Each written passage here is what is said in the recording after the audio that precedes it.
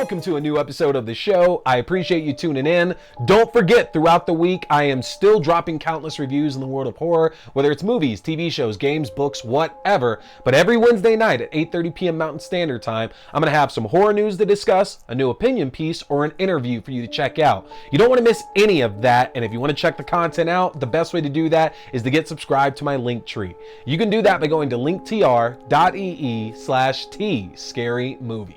If you get subscribed to my Linktree, that's going to give you access to the YouTube page for the video versions of the show, your favorite podcasting platforms for the audio-only versions of the show, to my Letterboxd page for my written reviews and movie rankings throughout the year, to my TikTok page for my short horror content including movie news and movie premieres, to my Twitch page for all my horror gaming including The Thing Remastered and Phasmophobia for the PSVR 2, and to my Fangoria shop page where you can enjoy my 20% discount off anything in the Fangoria shop including a yearly subscription to the physical magazine. Take advantage of that, folks. Hit that subscribe button, as the more followers I get, more content I can put out for all of you. And don't forget, we have monthly giveaways. This month, we are giving away a copy of X, the novelization by Tim Wagner. Again, Tim Wagner, you might know as he's done a lot of novelizations for popular movies over the last 15 or 20 years or so, and X is no different. It is a fantastic book, y'all. I'm looking forward to talking about this here on the show later on this month. He's also doing the adaptations of Pearl and Maxine. They're going to be coming out over the next few months as well, too. So this is your chance to win the first of a series of 3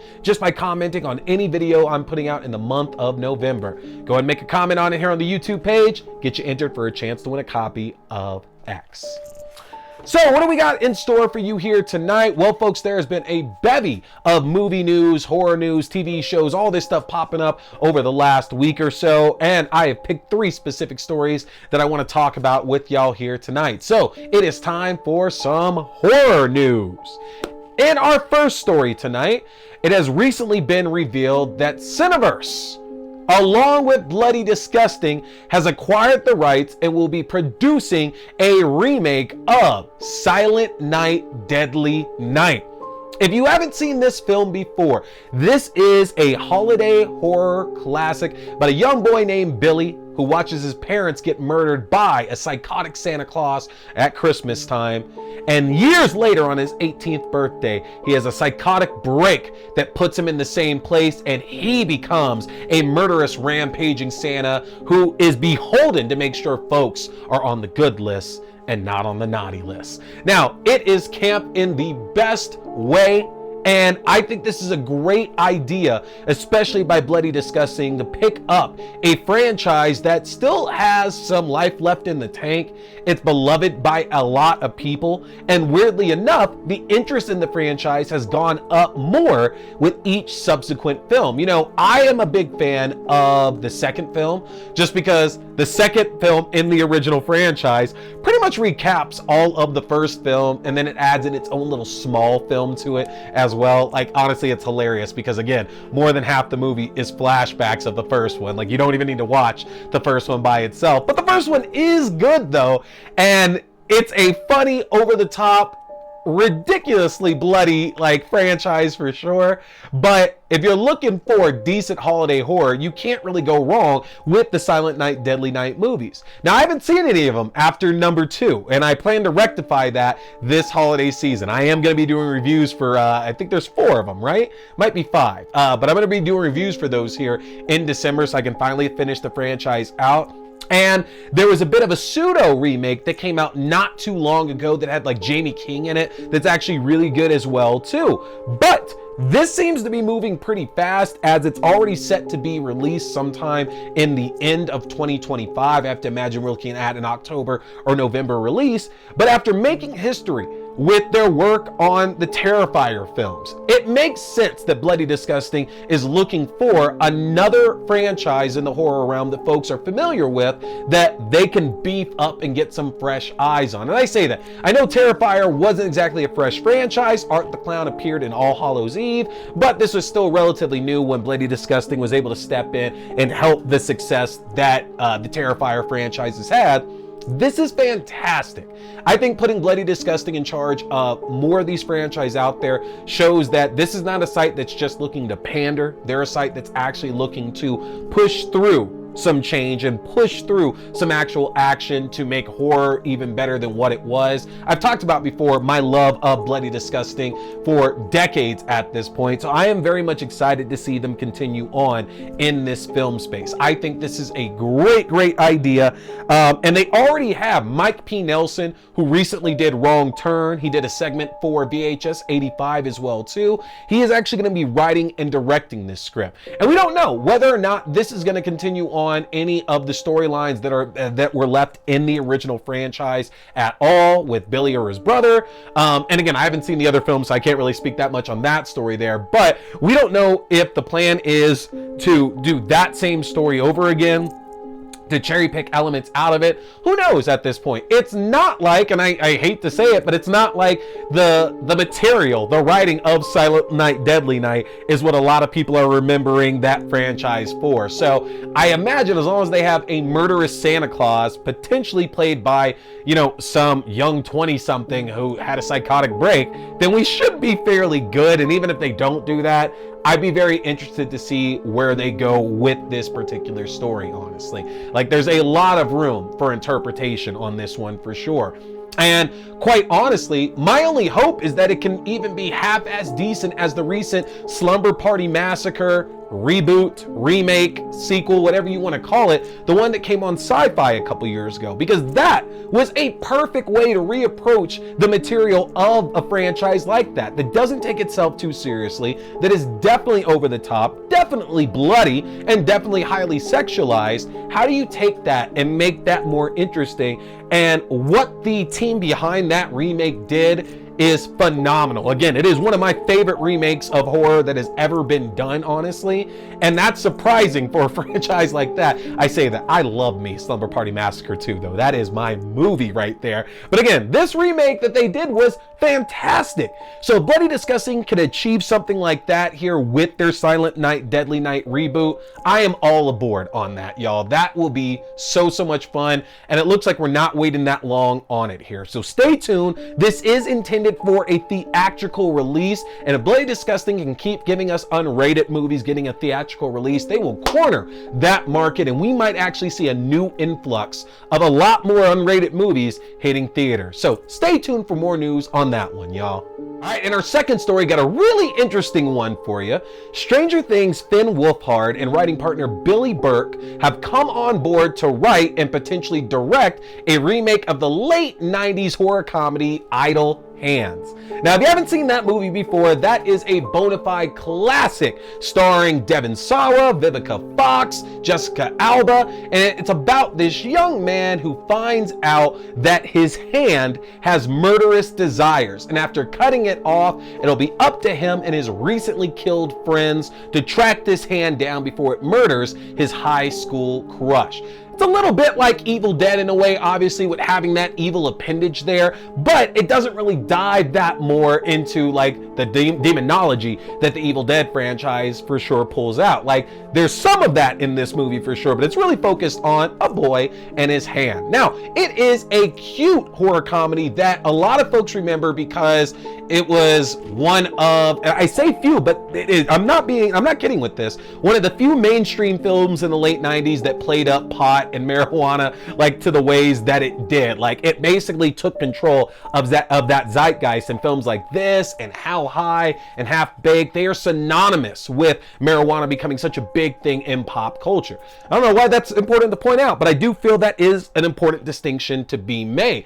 And the cast of that film as well, again, is a great cast. Seth Green, Devon Sawa, Jack Noseworthy, Vivica Fox, Jessica Alba, Eldon Henson. Like, there's so many great cast members in there, not to mention The Offspring plays a role in that film as well too. Dexter doesn't end up too well in this one, but The Offspring plays a role, and this is around the time that they were on the top of the charts as well. So there's so much around Idle Hands that made it this little horror comedy that could.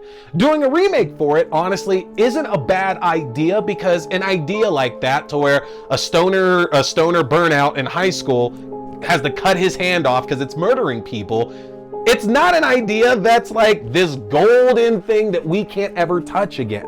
And when we talk about remakes and reboots, we just talked about how Bloody Disgusting is doing Silent Night, Deadly Night. You know, the question always comes into whether or not it's appropriate to do a remake or a reboot of a certain film. And I think that nothing is sacred. Anything out there can be rebooted, can be remade. My favorite film of all time, Tales from the Crypt, Demon Knight. I own so many copies of that. I got the book, I got the press kit. I've talked to actors from that there.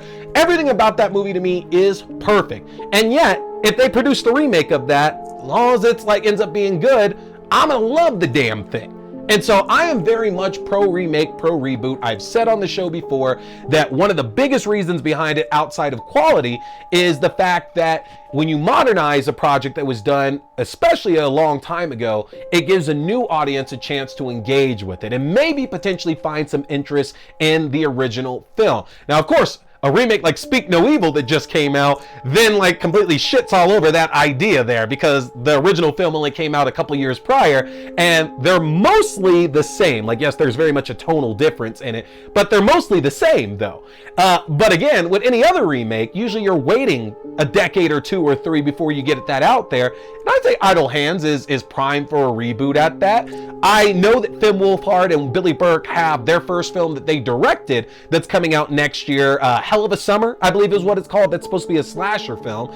I'm excited for that. I have no reason not to give Finn and Billy the benefit of the doubt at this point. Finn is obviously very synonymous with horror at this point in his career, and so we have to hope that translates to writing and directing duties as well.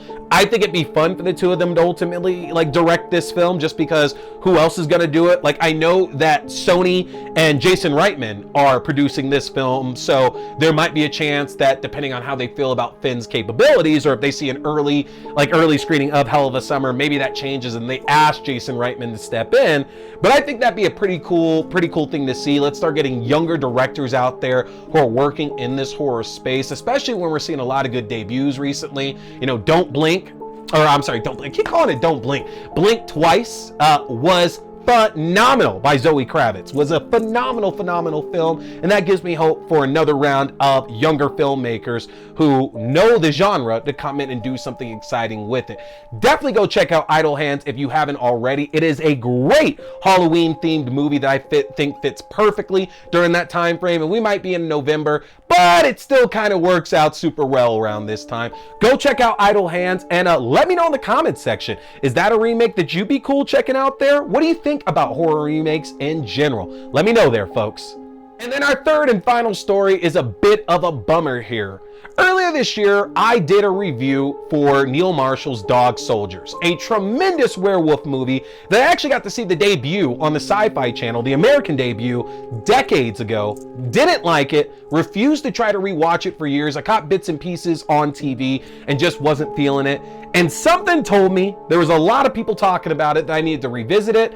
Rewatched it earlier this year, fell in love with it, and I've been on the bandwagon of let's get Dog Soldiers 2. And there's been a lot of rumors and teases over the years that could be happening.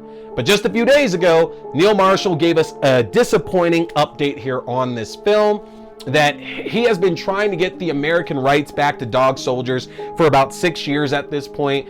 And the company Dash, I believe it is, that owns the rights to Dog Soldiers in the US, they were going along with it for a while, but then suddenly dead silence, no communication, and now they're not returning anything to Marshall and his team. And unfortunately, without those American rights, they can't really produce the film. It's kind of like the same issues that were stopping any forward progress in the Friday the 13th franchise, that international rights versus US rights and who owned all of that. It was a big whole thing. And that's for a franchise like that's been around for decades and has produced countless films. And Jason Voorhees is very much in everybody's purview there, and the difficulties it took to finally get something like the Crystal Lake TV show that we're waiting for next year. But Neil Marshall says it's pretty much a done deal at this point, that Dog Soldiers 2 is just not going to happen. And I get it, because while it's a film that a lot of us absolutely love, we also have to consider that it's a cult film that didn't have an American release, didn't have a US theatrical release at all. So if we take more time to get a sequel made of this here, how much interest is this really going to be? Are studios really going to put the money out there for it? So it's unfortunate, But as Neil Marshall himself said, you know, the first film was a bit of lightning in a bottle. Maybe it's a good thing that that lightning can't come out twice, because it really is such an amazing film that y'all should definitely check out, especially in anticipation of Werewolves coming out in December.